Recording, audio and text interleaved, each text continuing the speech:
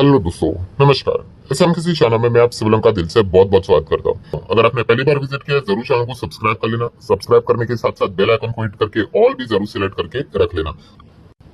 ठीक है दोस्तों, अभी हम लोग आ चुके हैं बिल्कुल हमारे नॉर्मल स्क्रीन के ऊपर। एंड दोस्तों, बहुत समय के बाद हम लोग बात करने जा रहे हैं एक पूरे वीडियो में सिर्फ एक आईपीओ के बारे में। यस दोस्तों, एक डिटेल बातचीत यहाँ पे होने वाली है। एक ऐसा आईपीओ जिसका इंतजार बहुत सारे लोग कर रहे थे और रिसेंटली मैंने वीडियो बनाकर भी आपको बताया था 2 दिन पहले कि ये आईपीओ आपको सितंबर से पहले पहले देखने को यहाँ पे मिल जाएगा। And finally yesterday night he officially खबर आ गई कि भाई एनएसडीएल अपना आईपीओ लेकर यहाँ पे आ रहा है और ज्यादा कुछ इंतजार करने की जरूरत नहीं भाई। इसी जुलाई के मंथ में अंत में ये हम लोगों को आईपीओ देखने को मिल रहा है। तो चलिए एनएसडीएल के आईपीओ के बारे में जानने की कोशिश करते हैं, सारी चीजें जानने की कोशिश करेंगे इंक्लूडिंग जीएमपी क्या चल रहा है एंड ऑल दैट। ठीक है, सो स्टार्ट करते हैं सबसे पहले कि आईपीओ का साइज क्या है। तो आप देख सकते हो दोस्तों 4000 करोड़ के आसपास ये आईपीओ हम लोग को देखने को मिल रहा है, जहाँ पे 5 करोड़ के आसपास के शेयर्स यहाँ पे ऑफर किए जाएंगे। ठीक है, क्या लिखा है यहाँ पे? Book building. ये बुक बिल्डिंग क्या होता है दोस्तों? बुक बिल्डिंग मतलब आपने देखा है वो शेयर के प्राइस दो प्रकार के प्राइस होते हैं, ऐसा लिखते हैं ना, 100 एंड 115। हाँ, उसी को बुक बिल्डिंग बोला जाता है। और फिक्स प्राइस रहता है कुछ आईपीओ में, वहां पे एक ही प्राइस रहेगा, 100 रहेगा या फिर 120 रहेगा। ठीक है, ये थोड़ा सा नॉलेजेबल पॉइंट में सिखाने की हमेशा कोशिश यहाँ पे करते रहता हूँ, इसलिए वीडियोस भी मेरे बड़े होते हैं, आप सभी लोगों को पता ही है। एनीवेज, सो स्टार्ट करेंगे सबसे पहले तो भाई अबाउट सेक्शन के साथ। मतलब भाई कंपनी का बिजनेस तो पता होना चाहिए। ठीक है, वैसे तो देखा गया एनएसडीएल को तो वैसे कोई इंट्रोडक्शन की जरूरत नहीं है कि बिजनेस इनका क्या है करके, बट फिर भी थोड़ा सा डिटेल में जानने की कोशिश करेंगे। कंपनी 2012 में शुरू हुई थी। ठीक है, सेबी रजिस्टर MII है, मतलब मार्केट इंफ्रास्ट्रक्चर इंस्टीट्यूशन से रिलेटेड इनको लाइसेंस यहाँ पे मिला हुआ है। देन कंपनी का कोर एक्टिविटी इंपॉर्टेंट यहाँ पे बिजनेस क्या है जिससे कंपनी पैसे कमाती है, टॉप लाइन सुधारती है, तो act as a security depository in India. हाँ भाई, जो सीडीएसएल करता है वैसे ही एनएसडीएल भी हम लोग को देखने को यहाँ पे मिल जाता है। काफी लोग यहाँ पे सोचते भी होंगे कि डिपॉजिटरी की अगर हम लोग बात कर ले सर, कि मैक्सिमम हम देखते हैं ना तो सीडीएसएल का ही नाम देखने को मिल जाती है, एनएसडीएल किधर है? तो दोस्तों एनएसडीएल पहले बहुत ज्यादा पॉपुलर चलते हुए देखने को मिलता था। एंड आपको बताना चाहूंगा ये जो सीडीएसएल है ना, ये रिटेल प्लेयर्स से रिलेटेड ज्यादा होता है। एनएसडीएल की अगर बात करें ना तो इधर बहुत अगर आपका डिमेट पुराना होगा तो एनएसडीएल हो सकता है, या फिर इंस्टीट्यूशनल इन्वेस्टर के लिए एनएसडीएल यहाँ पे होता है।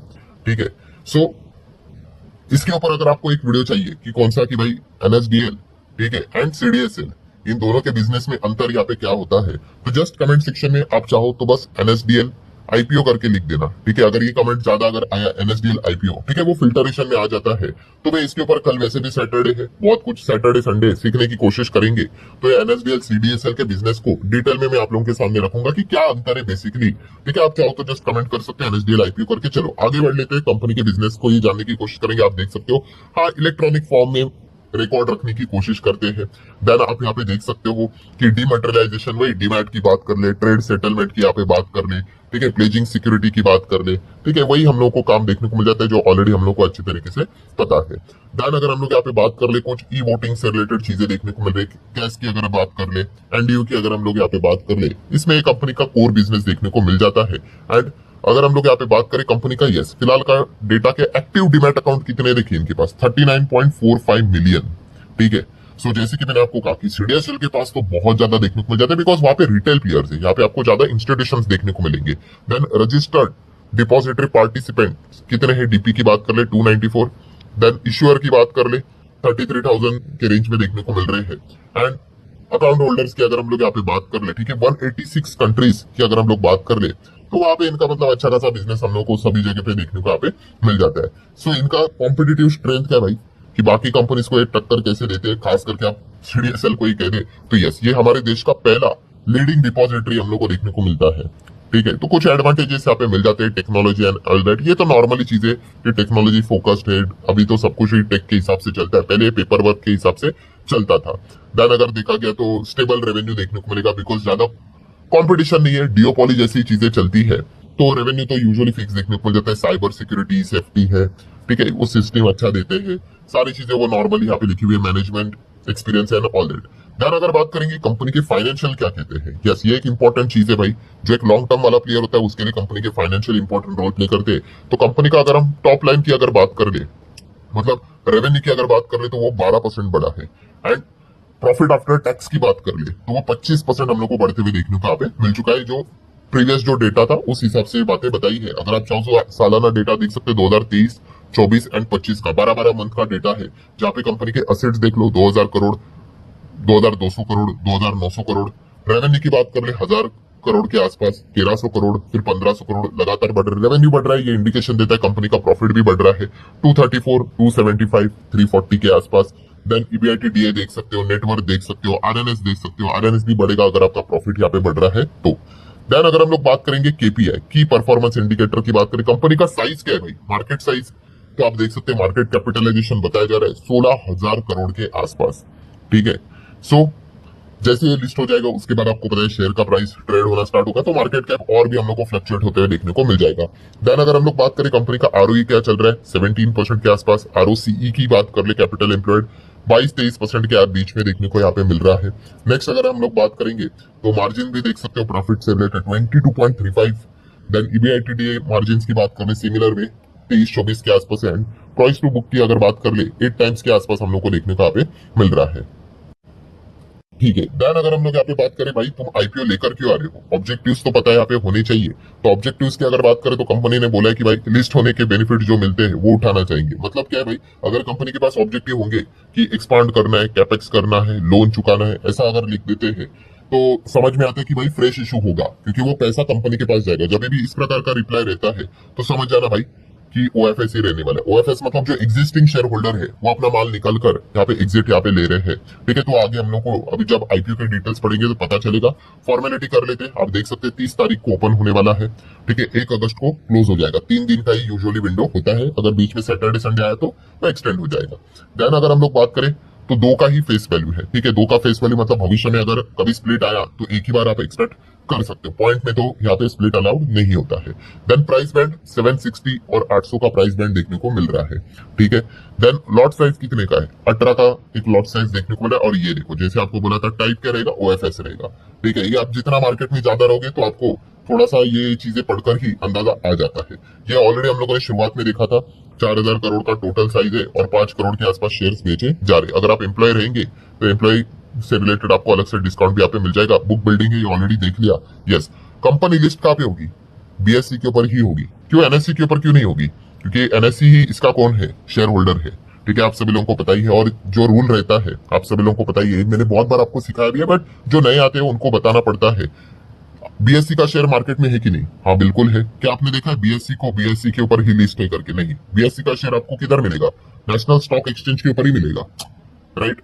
क्यों, क्योंकि आप कह सकते कॉन्फ्लिक्ट ऑफ इंटरेस्ट हो सकता है, मतलब अपने प्लेटफॉर्म के ऊपर लिस्ट करवाना, क्या पता प्राइस को लेकर गड़बड़ी अगर हो जाए तो इसलिए आप क्या करते हो, सिर्फ जो दूसरा एक्सचेंज है उसी के ऊपर रहेगा। मतलब भविष्य में जब एनएससी आएगा ना तो एनएससी के ऊपर लिस्ट नहीं होगा, वो सिर्फ बीएससी के ऊपर लिस्ट होगा। सेम वैसे ही आपने सीडीएसएल देखा है, सीडीएसएल का प्रमोटर कौन है, बीएससी है, तो आपको वो बीएससी के ऊपर देखने को नहीं मिलेगा, वो सिर्फ आपको एनएससी के ऊपर देखने को मिलेगा। सेम वाइस वर्सा एनएसडीएल की बात करें, एनएसडीएल का कंट्रोल किसके पास है, पूरा नहीं है, एनएससी के पास डिसेंट है 22-23-24% के आसपास। सो एनएसडीएल एनएससी के ऊपर लिस्ट नहीं हो सकता, वो सिर्फ बीएससी के ऊपर होगा।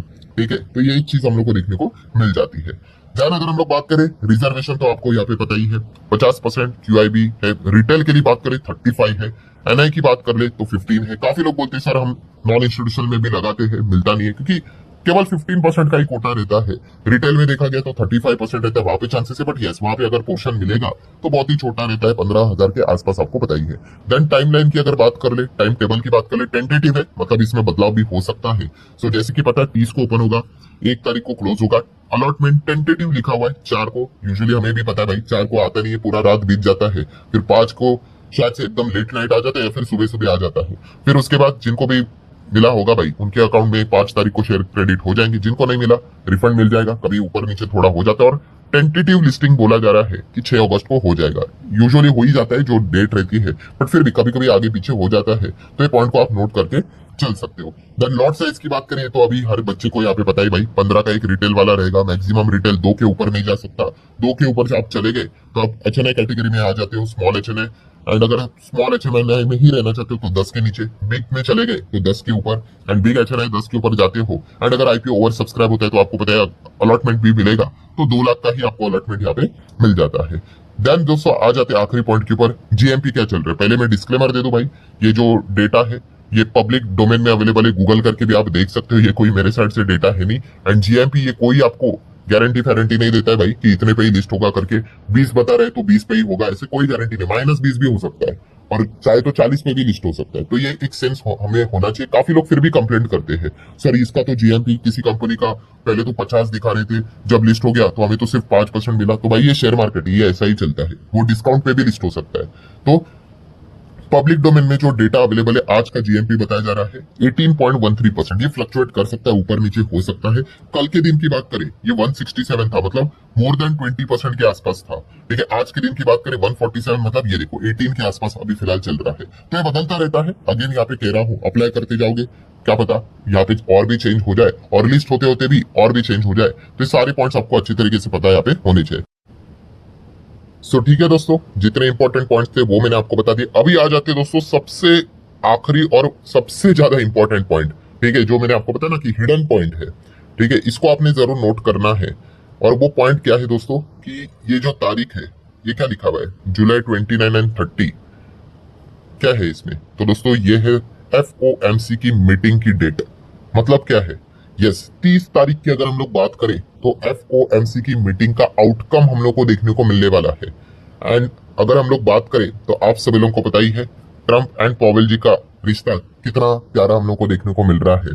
ठीक है, एंड जब जब अभी तक के फेड के मीटिंग्स हम लोगों ने देखे हैं, उसके बाद डिसीजन होता है तो मार्केट में तो भयंकर लेवल की वॉलेटिलिटी आती है, एंड उसके बाद ट्रम्प के कुछ अलग लेवल के ही स्टेटमेंट सामने आते हैं। मतलब कंक्लूजन क्या है दोस्तों कि अमेरिकन मार्केट में ये जो 30 अगस्त हम लोग को जो 30 अगस्त नहीं 30 जुलाई जो हम लोग को देखने को यहाँ पे मिल रहा है। ठीक है, सो काफी इंपॉर्टेंट दिन रहने वाला है। इनके डिसीजन के चलते पूरा अमेरिकन मार्केट में वॉलेटिलिटी आपको देखने को मिलेगा। अभी मार्केट एकदम जोरदार भागेगा या गिरेगा, एग्जैक्टली क्या होगा वो तो उसी दिन इनका जो FOMC की मीटिंग का जो आउटकम रहेगा उस पर वो निर्भर करेगा। एंड उसके बाद इनकी क्या कमेंट्री आएगी, क्या स्टेटमेंट आएंगे, उस हिसाब से अमेरिकन मार्केट जबरदस्त तरीके से आपको रिएक्ट करते हुए देखने को मिलेगा। एंड अमेरिकन मार्केट जैसे रिएक्ट करेगा, ग्लोबल मार्केट रिएक्ट करते हैं, और इसमें हमारा मार्केट भी आता है। सो बताने का पॉइंट क्या है कि जैसे कि हम लोगों ने देख लिया कि जो ये NSDL का जो IPO हम लोग को देखने को मिल रहा है, यस ये 30 तारीख को ही ओपन हो रहा है। ठीक है, उसके पहले आप GMP लगातार चेक करते रहोगे एंड आपको लगेगा अरे ये तो एकदम नॉर्मल दिख रहा है, स्टेबल दिख रहा है। तो ऐसी बात नहीं, असली पिक्चर तो 30 तारीख और उसके बाद 30, 31, 1 तारीख तभी हम लोग को देखने को मिलने वाला है। अच्छी बात ये भी है कि ये 1 अगस्त तक IPO हम लोग को ओपन रहते हुए देखने को मिलने वाला है। तो ये पॉइंट, ये सबसे इंपॉर्टेंट पॉइंट था, इसको जरूर आपने नोट करना है और अकॉर्डिंगली आप क्या कर सकते हैं, इस चीज को फोकस में रख के सारी चीजों को स्टडी कर सकते हो। सो आशा करता हूं दोस्तों वीडियो हेल्पफुल लगा होगा। चाहो तो लाइक एंड शेयर कर सकते हैं। एंड जैसे मैंने आपको कहा कि NSDL वर्सेस CDSL, ठीक है, इसके ऊपर अगर आपको वीडियो चाहिए जस्ट कमेंट में जैसे आपको बताया था कि NSDL IPO करके लिख देना। ठीक है, अगर ज्यादा कमेंट आए इससे रिलेटेड तो एक वीडियो कल या फिर परसों इसी से रिलेटेड बना दूंगा। तो चलिए दोस्तों, मिलते हैं अगले वीडियो में, तब तक के लिए बाय बाय।